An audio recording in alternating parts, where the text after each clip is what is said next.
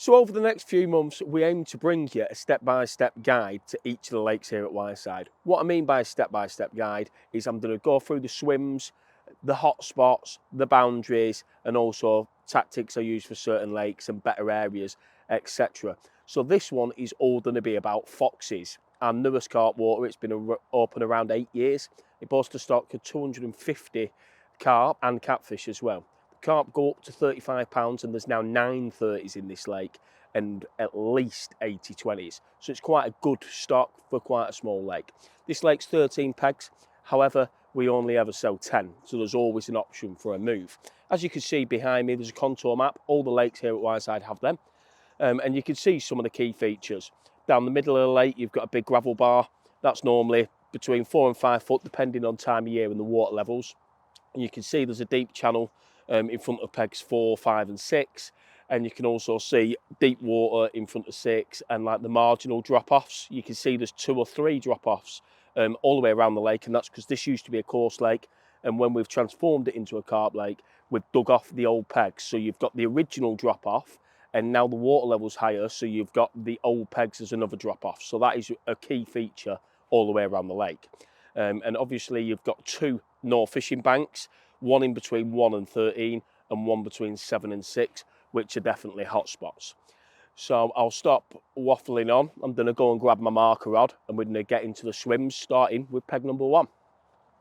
So now I'm stood in peg 1. This is one of the roadside swims on foxes. So the roadside swims are 1 to 6. This is the first one.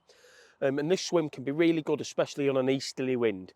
When there's an easterly blowing, that'll be blowing from right to left up into the no fishing bank. This is the narrower end of the lake, so take that into consideration. You don't get masses of water. However, the bar is in front of you and your max wraps are about 7.5, and I've got this clipped up at a 7.5 wraps now. Chuck that out, hit the clip, thud. That's straight on top of the bar, and your right hand boundary if you're fishing out onto the bar should be in line with peg 11, the left side of peg 11. And the gravel bar can be really productive at all times of year, but especially in the summer.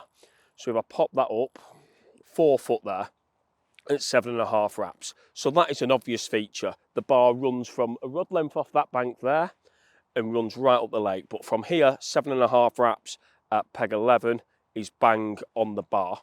However, if you pull off the bar, you've still got quite a deep trough in this swim, which is obviously another area. It's a little bit softer and a lot deeper, and that can hold fish, especially in the colder months.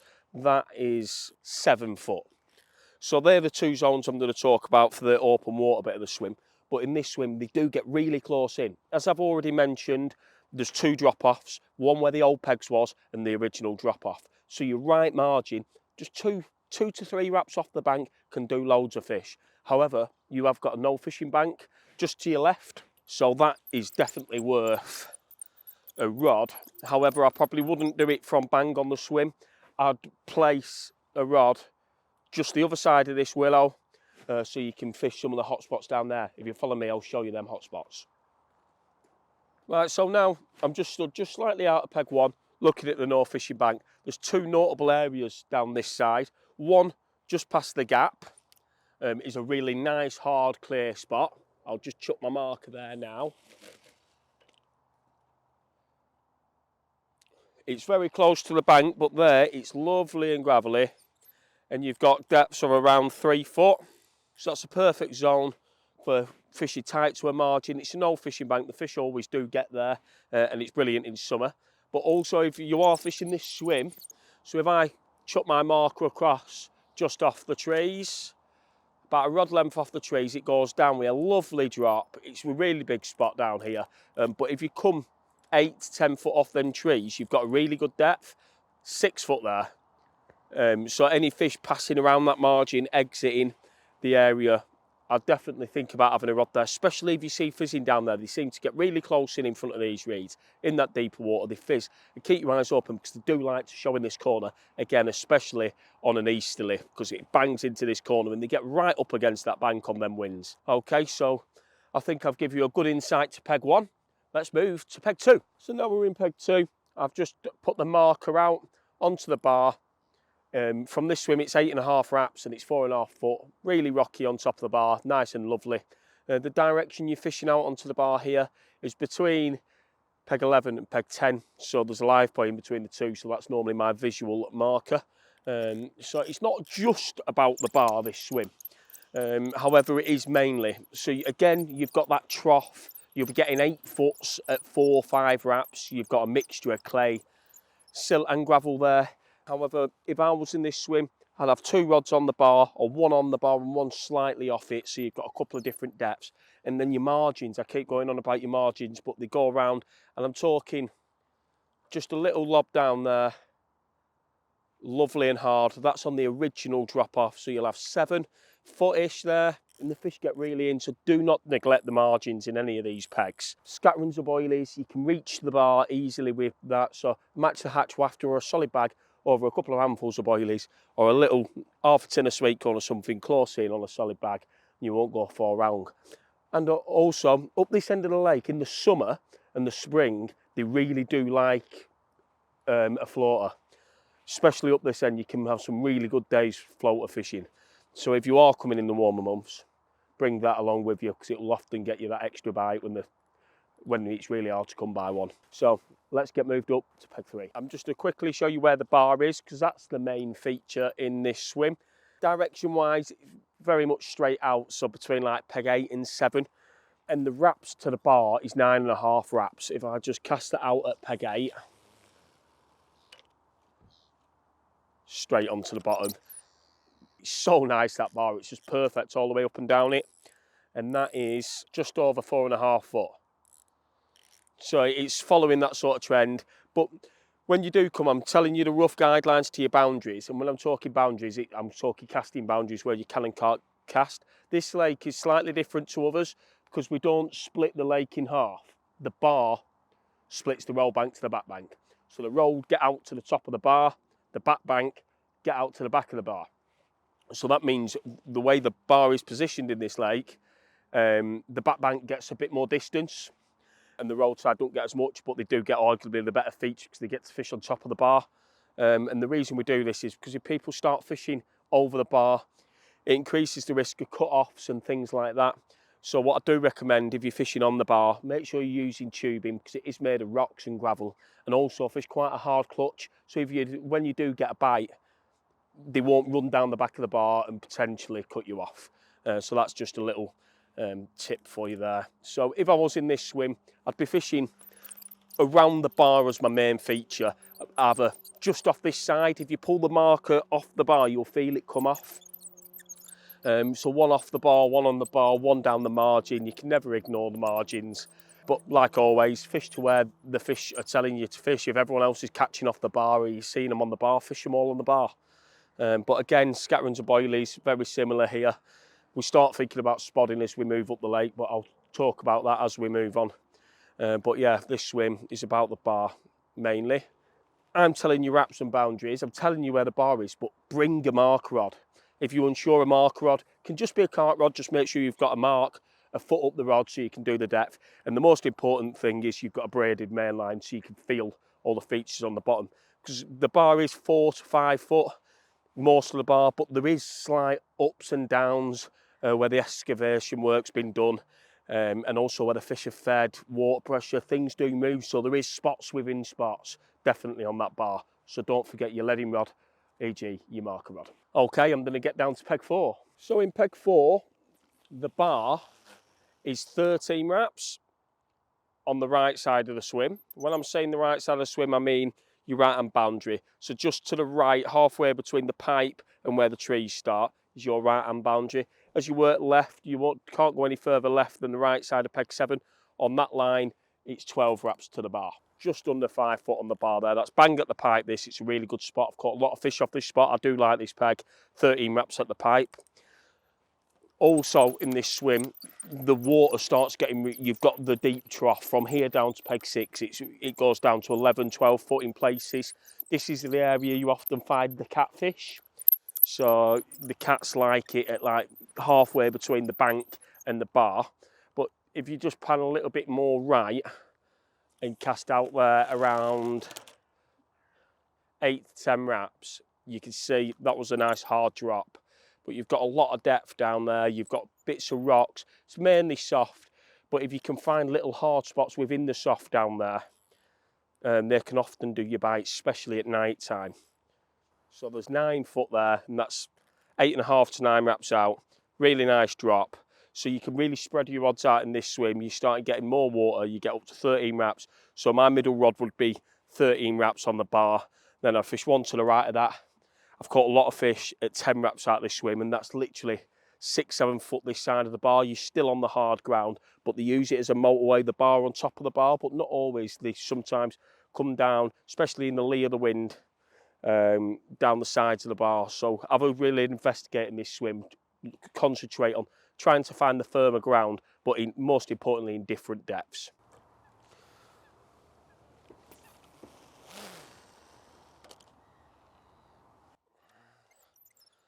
So now we're in peg 5. This peg commands quite a lot of water, and it's one of my favourite pegs on the lake because it gives me a good access to the middle area, the bowl end of the lake. And obviously you've got the bar out there. So your max boundary on the right hand side of the swim, which is in line with the contour maps, no more than 15 wraps. And as you come to the left side of your swim, is the drop off of the trees out in front of you. And that boundary would be 13 wraps. So I've just cast that out in line with the contour map at 15 wraps. And that's 5 foot, right on the bar. Caught loads of fish out there. So when I'm in this swim, the way I start with this swim is during the day, I'll fish 3 rods down the bar. I'll go one in line with the contour map at 15 wraps. I'll go one in line with the left side of the stone, big stone, you'll see it. I fish that one at 14 wraps, and then I fish my left one just like in the centre of the trees at 13.5 wraps. The way I approach this swim, solid bags on that bar are absolutely deadly. But on the left side of the swim, you can easily catapult boilies out there. But as it moves into the nights and for that morning bite time, I'll often drop off the bar. If it's really warm, I'll leave them on the bar. But if it's not, I come off the bar. I'll fish one right at 8 wraps, one left at 10, and then I'll fish one straight out at 12. So I've got one in the middle of the deep water, one approaching the bar, and one right on the base of the bar. This lake, I really don't like putting a lot of bait in, period. They don't seem to get on it very often. Obviously, just before spawning, you can put what you want in they'll eat them. But as a rule, solid bags, little traps, 2 or 3 spoms. Now you're getting down here, spom comes into hand. If you're really accurate with that spom, 2 or 3 spoms of the mixes I've shown on previous videos. And every time you get a bite, just top it up with 1-2 more spoms, can work. But go really cautious on this lake because, as they say, you can put more in, but you can't take it out. Also, one thing I have done really well on this year, out of this peg, is little zigs on the bar. A lot of people think it's only 4 or 5 foot, there's no point putting a zig in. But often I've had fish cruising about on the bar and I've caught 1 or 2 on a solid bag, but I feel like I should really get more bites. So I've put a 2 foot zig out with a little yellow pop-up on, a little boosted PB, you know, and that's got me like 4 or 5 quick bites. So even though it is fairly shallow out there, do not ignore zigs because they are really, really effective on this lake. The water is pretty clear all year round. So yeah, if things are hard and you're in doubt, get a zig out. And one last thing in this peg, it is very rocky on the bar now we get to the end of the lake. So if you do get into a fish and you can feel it grating a little bit, don't panic. Keep your clutch quite tight, make your way up the steps onto the road, get a better angle of the fish and just guide it back over. If you start panicking, tightening up, you start getting cut off. And remember, if you do get snagged on the bar with a fish attach, don't give it too much stick, don't pull for a break, just simply ring the shop and one of the bailiffs will be more than happy to come down and assist. Okay, so we're going to move down into peg 6. This is arguably the most popular swim on the lake, for good reason as well. It's got good form and it's got a lot of water, and a bonus, it's right in the car park. You get loads of water, you get half the north fishing bank where there's water coming in from bantams, you've got overhanging trees, reeds, you've got it all. But a lot of people do get tunnel vision to the margin, with good reason. It does do a lot of bites, but you still get the end of the bar from this swim. I'm going to cast this marker out. There's a big tree just to the right of the contour map. That is your left-hand boundary from this swim, and in that direction you can't be casting over more than 15 wraps, which is 60 yards. Lovely. Instant drop, rock hard, and out there it's going to be nice and shallow, just under 5 foot. That's just on this edge of the bar, really good thing. But like I keep saying, you've got 2 shelves here. They swim down these shelves into the trees behind, we're going to show you in a second. And also you've got that deep pit. If you're targeting catfish, this would be the zone. These last 3 pegs in the deep water. You've got hard and soft in there. You've got the end of the bar, and then you've got loads of this fantastic margin. Your boundary on the margin, if you look across, you've got 2 boat ramps coming down, what we use for access with the boats. So you're allowed to cast right up to the right end edge of the left path. And if you're casting up there, it's 20 wraps to get nice and tight. However, when it comes to this swim, an edge I use, put that little bit more effort in, is I'll walk round to the bank, have a donk around with a lead so I'm not thrashing leads across the swim. Find where I'm happy, then come back to the swim, get a naked lead, cast it onto the bank, go around, tie a solid bag on and just lower it in next to my float, handful of bait. You can't get any tighter than that of a presentation, more accurate. So that's what I do. We're going to have a walk up this bank now and I'm going to show you some of the hot spots I've caught plenty from. So now I've just come to the right of peg 6. There's a tree. This is probably the biggest feature on the lake regarding to trees going into the water. It is safe to fish up to because we've cut it off underneath. But a lot of people again overlook it because it's just to the right of the peg. But I've had loads of fish from this. And the interesting thing was if you cast right into the right hand side, it's only around 4 foot deep. But as you work down the tree, if you go to the edge of the tree, you've got 9 foot. So this tree can be really active all year round because when it's warm, fish to the right hand edge. If it drops off a bit and you want that deeper water, fish to the end. I often fish straight into the middle of the tree, nice and tight. 6 foot there.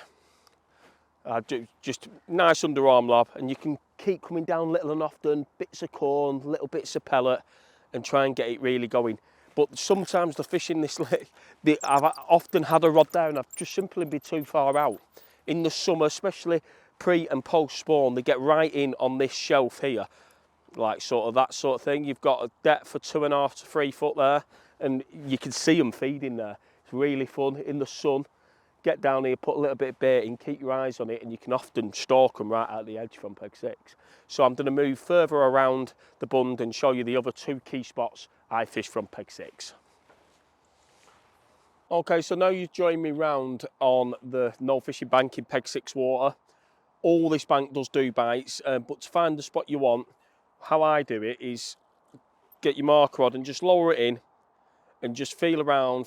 You can feel it going away on a gradual slope. And then when you get happy, just watching the tip, feeling that's nice and firm there. You're just under a rod length off the bank, and that's 4 foot, so that's on the first shelf, and that's around a rod length off the bank. If you want to fish in deeper water, you can just swing it out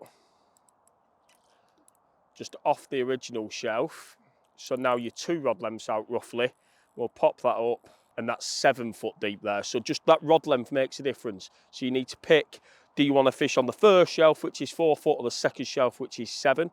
Just ensuring it's hard. And then the way you get your rig to that, you can either go back round there, cast across, clip it up and do it the way you normally would into open water, or you can simply cast a lead onto the bank, loop on a solid bag or make a solid bag up over here and just underhand it straight out to the float.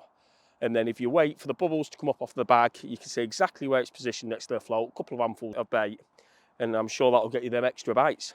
So now we're in peg 7. Again, down your left here, you've got no fishing bank. So here, there's no trees between you and right up there. So you can simply just walk round with your rod and rig, lower it in, bait it, and then walk back, just being careful not to move your lead. Boundary-wise, when you look up there, you've got a double tree and then a single tree. You can't be going past the single tree. But the hot spots for me, a rod length off the pipe at night is excellent. And then if you walk up the bank just before you get to the first 2 big trees, 6-7 foot off the bank there is also an excellent spot. When it comes out into open water, remember this swim does angle left. Your right hand side, you don't want to be coming much further right than the pipes opposite.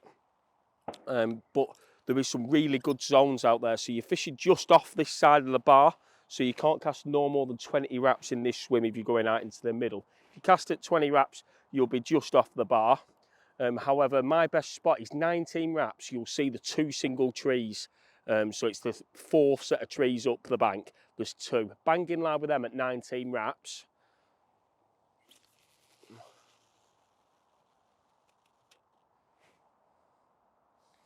It's lovely, as you can see here, just lovely pea shingle gravel right in the middle, so you intercept them coming into the margin, going up to the bar.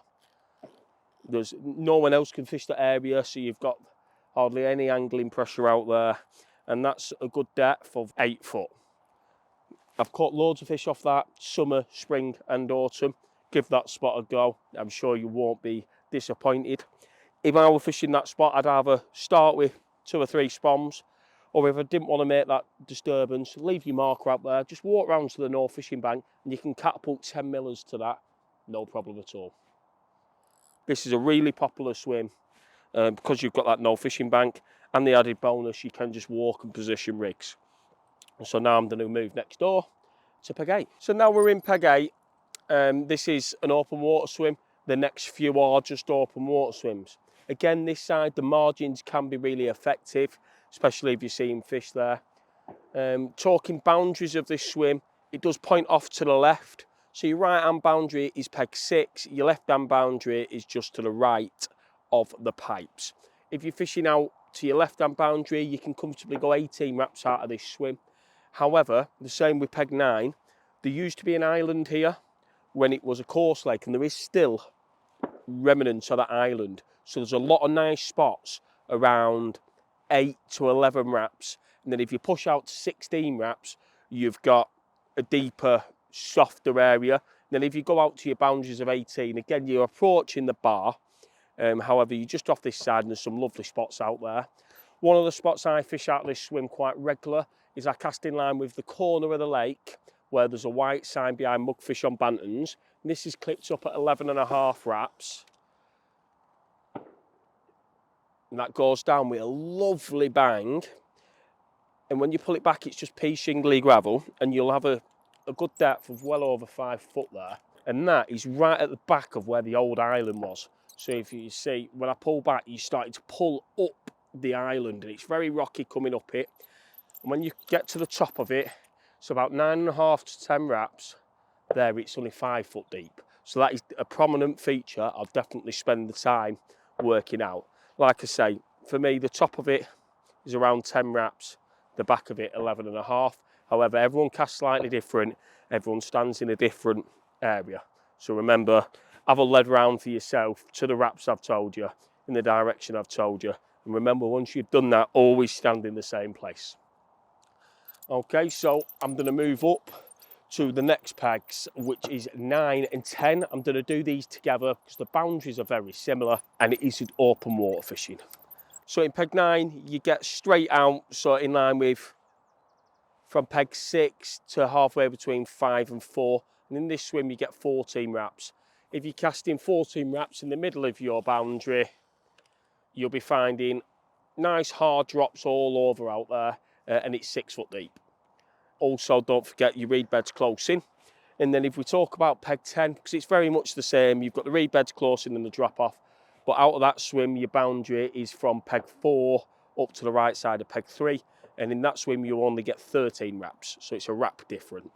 So out there, what you're looking for, just off the edge of the bar, off the marginal shelf, and find them hard zones. You've got a depths out there.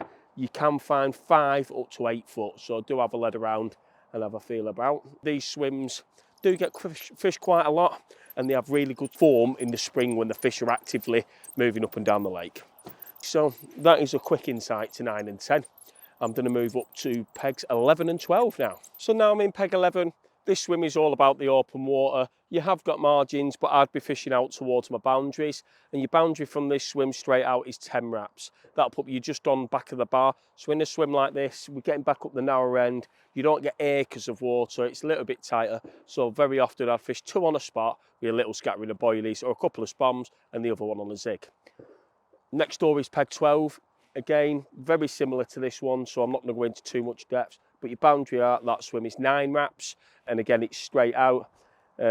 Obviously, be courteous of your neighbours, speak to them, and get your boundaries between yourselves. It is a little bit tight up this end, but as I say, we don't sell all the pegs, so it's very rare all these pegs would be tucked up this top end. So what I'm going to do next is go up to peg 13, which is a popular swim, especially on an easterly, and I'm going to talk you through the spots in there because there's a little bit more to it because you've got the no fishing bank to your right. Okay, so finally you now join me in peg 13. This swim is right up near the car park on the back bank, so it's only a short walk.